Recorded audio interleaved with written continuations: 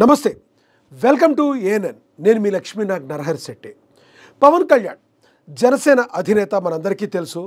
ఈయనకి విపరీతమైన ఫ్యాన్ ఫాలోయింగ్తో పాటు జనసేన అధినేతగా మంచి గుర్తింపు తెచ్చుకున్నారు, కష్టపడ్డారు. కూటమి ప్రభుత్వంలో ఆంధ్రప్రదేశ్లో ఈ రోజున ఒక ఇంపార్టెంట్ అయిన మంత్రిత్వ శాఖలు తీసుకుని ఆయన్ని వాటిని ముందుకు తీసుకువెళ్తూ అక్కడ ఆ సేవ చేస్తూ అదే సమయంలో ఆయన డిప్యూటీ సీఎంగా కూడా ఉన్నారు, ఉప ముఖ్యమంత్రిగా ఉన్న పవన్ కళ్యాణ్ తాజాగా ఓ సభలో మాట్లాడుతూ కోనసీమకి దిష్టి తగిలింది, ఆ దిష్టి తగిలిన దానికి కారణం ఇక్కడున్న పచ్చదనాన్ని చూసి అనేక మంది మాట్లాడుకోవటం వలన దిష్టి తగిలింది, ఆ తెలంగాణకు సంబంధించిన వాళ్ళ దిష్టి కూడా ఇక్కడ తగిలేసి ఉంటుంది, తెలంగాణ నాయకులది అని ఆయన మాట్లాడటం జరిగింది.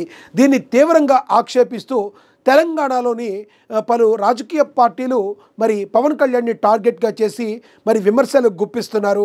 దానిలో భాగంగానే మనం చూడొచ్చు, చామల కిరణ్ కుమార్ రెడ్డి కావచ్చు, మరి మిగతా వారందరూ ఎక్స్ పోస్ట్గా పవన్ కళ్యాణ్ సిగ్గుంటే తెలంగాణ వదిలేసి ఆంధ్రలో ఉండాలి, పవన్ కళ్యాణ్ తెలంగాణ నుంచి పరిగెత్తి తరిమి కొడతామని ఇక రకరకాలుగా మరి పోస్ట్ అయితే పెడుతున్నారు. కాంగ్రెస్ కావచ్చు, బీఆర్ఎస్ కావచ్చు, ఎవరైనా కావచ్చు. అయితే పవన్ కళ్యాణ్ చేసిన ఈ కామెంట్స్ ఏంటో మనం కూడా ఒకసారి విందాం. ఏం మాట్లాడారో విందాం. అన్నపూర్ణ అంటారు. రాష్ట్రం విడిపోవడానికి కూడా కారణం గోదావరి జిల్లాలో పచ్చదనమే. ఆ శాపం తగిలేసినట్టుంది. ఈరోజు గోదావరి జిల్లాలో మొత్తం కొబ్బరి చెట్లతోటి, తెలంగాణ నాయకులంతా అంటారు కొబ్బరి చెట్లతో చాలా ఆనందంగా ఉంటుంది, మీరు ఏమంటుందని పచ్చదనంతో చాలా బాగుంటుందండి. ఈరోజు కొబ్బరి చెట్లు ముండలు కూడా లేవు, అంత దిష్టి తగిలింది కోనసీమకి. దారిపోయే బండ. అయితే ఇక్కడ కొబ్బరి చెట్లకి ఉండే పెద్ద కొడుకులాగా ఉంటారు గోదావరి జిల్లా అంటే పచ్చదనము, మరి ఇలాంటి పచ్చదనంలో దిష్టి తగిలేసినట్టు ఉంది అని ఆయన నవ్వుతూ చమత్కరిస్తూ చెప్పినట్టుగా అయితే అక్కడ కనబడుతుంది. కానీ ఎంతోమంది భావోద్వేగాలతో ముడిపడి ఉన్నదే అసలు తెలంగాణ. ఎన్నోసార్లు తెలంగాణ యొక్క గొప్పతనం గురించి, తెలంగాణ యొక్క కీర్తి ప్రతిష్టల గురించి ఎన్నోసార్లు పవన్ కళ్యాణ్ గారు చెప్పడం జరిగింది. అవన్నీ కూడా మనం చూసాం. ఎందుకంటే ఆంధ్రప్రదేశ్లో కనీసం పోరాడే తత్వం లేదు, పిరికి పందల్ లాంటి నాయకులు ఉన్నారని డైరెక్ట్గా ఆంధ్ర ప్రజల మీద, ఆంధ్ర నాయకుల మీద అటాక్ చేసి కనీసం తెలంగాణను చూసి సిగ్గు తెచ్చుకోవాలి, తెలంగాణలో మేము అనే బలం ఉంటుంది అని చెప్పి పవన్ కళ్యాణ్ గారు ఎన్నోసార్లు చెప్పడం జరిగింది. అయితే ఈ సభలో చమత్కరిస్తూ ఆయన చెప్పిన మాట బహుశా కొంతమంది ఆపోజిట్లో ఉన్న ఇక్కడున్న కొంతమంది కాంగ్రెస్ కావచ్చు, బీఆర్ఎస్ నేతలకి కొంత అది మింగుడు పడని విషయంగా, కొంత భావోద్వేగానికి గురై వాళ్ళు హర్ట్ అయినట్టుగా కనబడుతుంది. కాబట్టి వీళ్ళందరూ కూడా తమ తమ అస్త్రాలకి, విమర్శన అస్త్రాలకి పొద్దునైతే చెప్పారు. పవన్ కళ్యాణ్ టార్గెట్గా మరి ఈ రోజున విమర్శలు అయితే చేస్తున్నారు. కాంగ్రెస్ బీఆర్ఎస్ నేతలు సందెట్లో సడేమియాలాగా వైసీపీ కూడా ఒక రాయేసి వెళ్ళడానికి రెడీలో ఉంది, అది మనందరికీ తెలుసు. అయితే పవన్ కళ్యాణ్ గారు ఈ మాట, ఆయన మాట్లాడిన మాట ఈ రకంగా ఇంతమంది బాధపడుతున్నారు కాబట్టి ఆయన కూడా బహిరంగంగా వచ్చి నేను అది కాకతాళీయంగా అన్న మాటే కానీ ఎవరిని ఉద్దేశించి కాదు అని, లేదంటే ట్విట్టర్లోనో ఏదో ఒకటి ఒక పోస్ట్ చేస్తే ఈ వివాదం ఇక్కడితో సద్దుమణిగిపోయే అవకాశం ఉంది.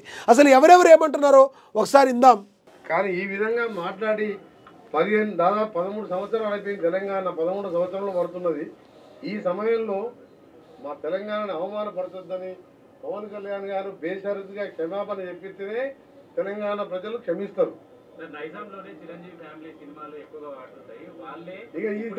దానికి క్షమాపణ చెప్పకపోతే ఎవ్వరు కూడా, చిరంజీవి గారికి సంబంధం లేదు. చిరంజీవి ఇదే సూపర్ మ్యాన్, ఆయన ఎప్పుడు కూడా వివాదాలకు దూరంగా ఉంటారు. కానీ పవన్ కళ్యాణ్ కొత్తగా రాజకీయాలకు వచ్చి డిప్యూటీ సీఎం కాగానే తెలిసి తెలియకనే మాట్లాడిండో, మరి కావాలని తెలంగాణ వాళ్ళని అవమానపరచాలనుకుండో ఏమనుకుండో, కానీ దానికి క్షమాపణ చెప్తే కనీసం ఆయన సినిమా 1-2 రోజులని ఆడుతుంది.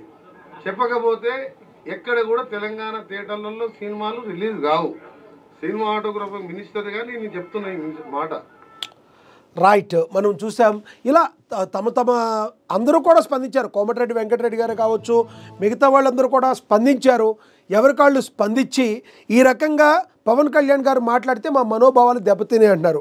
పవన్ కళ్యాణ్ గారు మాట్లాడింది ఒకవేళ కాకతాళీయంగా కావచ్చు కాక, ఆయనకి ఇంటెన్షన్గా ఇన్నర్బుల్గా అలాంటి ఉద్దేశం లేకపోయి ఉండొచ్చు కాక, కానీ ఇంతమంది భావోద్వేగాల మధ్య ఉన్న నడుమ ఇలాంటి పరిస్థితుల్లో ఒకసారి పవన్ కళ్యాణ్ గారు కూడా ఇలాంటిది నేను ఆ ఉద్దేశంతో అనలేదనో ఏదన్నా ట్వీట్ చేస్తే బాగుంటుందని చెప్పి రాజకీయ విశ్లేషకులు కూడా చెప్తున్నారు. మరి మీరేమనుకుంటున్నారో కింద కమెంట్ బాక్స్ రూపంలో కమెంట్ చేయండి. మరి పవన్ కళ్యాణ్ గారు కావచ్చు, లేదంటే కేసీఆర్ గారు కావచ్చు, కాంగ్రెస్ నేతలు కావచ్చు, ఎవరైనా కూడా వేరే ప్రాంతం యొక్క భావోద్వేగాలతో ముడిపడి ఉన్న వాటి గురించి మాట్లాడకుండా ఉంటేనే అది బాగుంటుంది. కానీ ఏదో చమత్కరించడం మాట్లాడితే అనేక మంది భావోద్వేగాలకు గురయ్యే అవకాశం ఉంటుంది. గతంలో కేసీఆర్ అయితే వందల సార్లు ఆంధ్ర నాయకుల గురించి, ఆంధ్ర ప్రజల గురించి ఎన్నో మాటలు మాట్లాడారు. ఆయన కూడా మరి ఆంధ్ర ప్రజానికానికి ముక్కు నేలకు రాసి వందల సార్లు క్షమాపణలు చెప్పాలని చెప్పి ఆంధ్ర ప్రజానికి ఆంధ్ర నాయకులు అడుగుతున్నారు. ఇదే విధంగా ఆంధ్ర నాయకులను కూడా కొంతమంది అడుగుతున్నారు. ఆంధ్ర ప్రజలకు, ఆంధ్ర నాయకులకు సిగ్గు లేదు.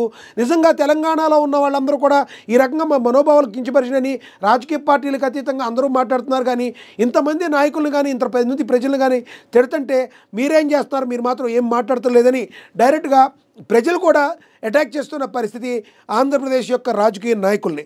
మరి చూడాలి రానున్న రోజుల్లో ఇది చినికి గాలివారంగా మారుద్దా, లేదంటే పవన్ కళ్యాణ్ గారు దీన్ని గమనించి దీనికి ఏమన్నా ఫుల్ స్టాప్ పెడతారా ఏంటో అనేది వేచి చూడాలి. ఇది వాళ్ళ స్పెషల్. నమస్తే.